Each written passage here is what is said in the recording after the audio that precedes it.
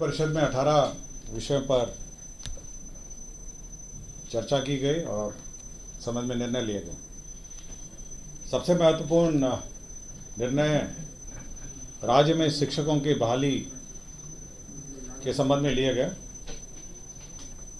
बिहार राज्य विद्यालय अध्यापक नियुक्ति स्थानांतरण अनुशासनिक कार्रवाई सेवा शर्त नियमावली 2023, आपको याद होगा कि कुछ दिन पहले ही मंत्रिपरिषद ने इसकी स्वीकृति दी गई और अब इसके अंतर्गत पदों के सृजन हुए, जिसमें मूल कोटि के 40,185 पद जो मरणशील हो गए थे एवं विशेष शिक्षक के लिए पंचायत प्रारंभिक शिक्षक नगर शिक्षक के क्रम से मूल कोटि के स्नातक कोटि के 5,534 एवं 1,745 सभी पदों को प्रत्यापित करते हुए अब 1 से 5 तक के जो पद हैं वो 85,477 और 6 से 8 1,745 पद। तो ये आप समझ सकते हैं कि कुल जो पद सृजित हुए हैं वो 85,477 जो 1 से 5 के लिए और 6 से 8 के लिए 1,745 पद का सृजन हुआ है। साथ ही साथ इसमें यह भी निर्णय हुआ है कि ये जो परीक्षा है वो बिहार प्रशासनिक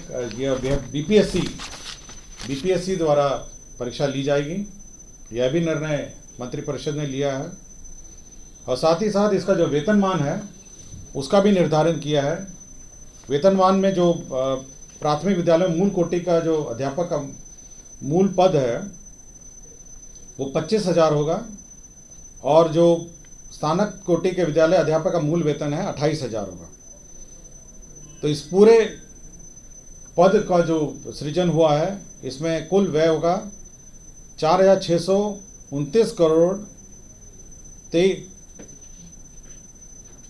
4,629 करोड़ अनुमानित 46 अरब 29 करोड़ 23 लाख 7,120 रुपए का व्यय होगा। तो ये मंत्रिपरिषद ने जो टीचर्स का जो पद सृजन है आपका 1 से 5 और साथ ही साथ आपका 6 से 8 का पद सृजन, साथ ही साथ उसका मूल कोटि का वेतन निर्धारण और साथ ही साथ इसका जो नियुक्ति की प्रक्रिया है उसका भी निर्णय मंत्रिपरिषद ने आज लिया है।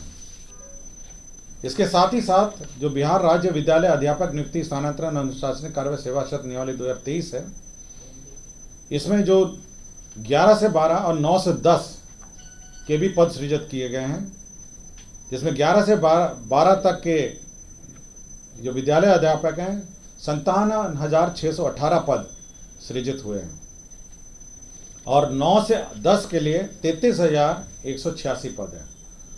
तो आप समझ सकते हैं कि 4 आंकड़े हैं जो महत्वपूर्ण हैं। 1 से 5 के हैं 85,477, 6 से 8 के हैं 1,745, आपके 11 से 12 हैं 57,618 और 9 से 10 हैं 33,186। तो 4 आंकड़ों को अगर आप टोटल करेंगे तो आपको ग्रैंड टोटल मिल जाएगा कि कितने पदों का सृजन हुआ है।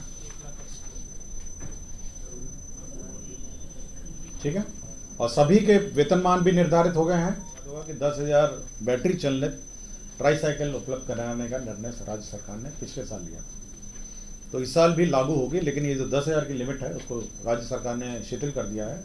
तो जितना बजट होगा उतना हम लोग, जितनी आवश्यकता होगी उसके अनुसार हम लोग इसको वितरण करेंगे। तो 10,000 की सीमा है वो बंद कर दी, शिथिल कर दिया है और साथ ही साथ इस वर्ष भी योजना चालू है।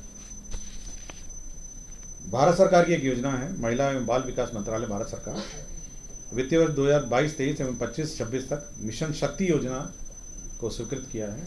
इसमें 59 करोड़ 80 लाख 52,417 रुपये है। तो बेसिकली इसमें जो भारत सरकार ने विभिन्न योजनाएं थी उनकी मल्टीपल छोटी छोटी योजनाएं थी उसको कंबाइन करके उसको मिशन शक्ति योजना करके उन्होंने नाम दिया है और 59 करोड़ 80 लाख 52,417 का इसमें योजना होगा। इसमें भारत सरकार का अंश होगा 50 करोड़ 65 लाख 93,297 और बिहार सरकार का इसमें राज्य अंश होगा 9 करोड़ 14 लाख 59,120। ये एक महत्वपूर्ण योजना है भारत सरकार की।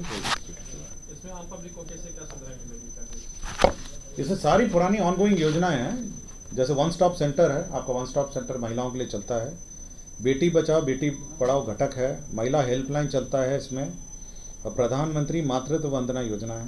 ये सारी 4 योजनाएं हैं जो चलती थी, इसको कंबाइन करके एक योजना करा गया,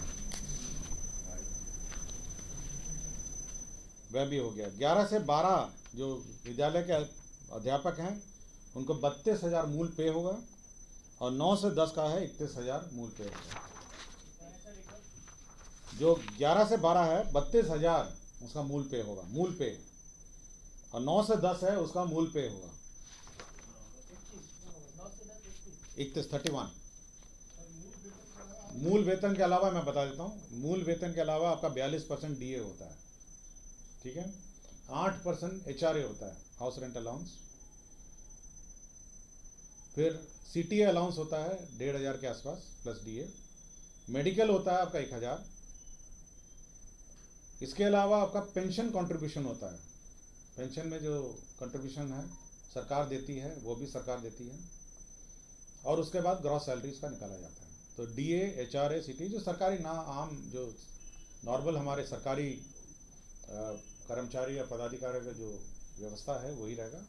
सीधा ट्रेजरी से राज्य के कोष से सीधा वेतन मिलेगा, और जो पेंशन की जो नियमावली है और पेंशन की जो व्यवस्था न्यू पेंशन स्कीम में है वही पेंशन इन पर भी लागू होगी। तो ये एक महत्वपूर्ण निर्णय है जो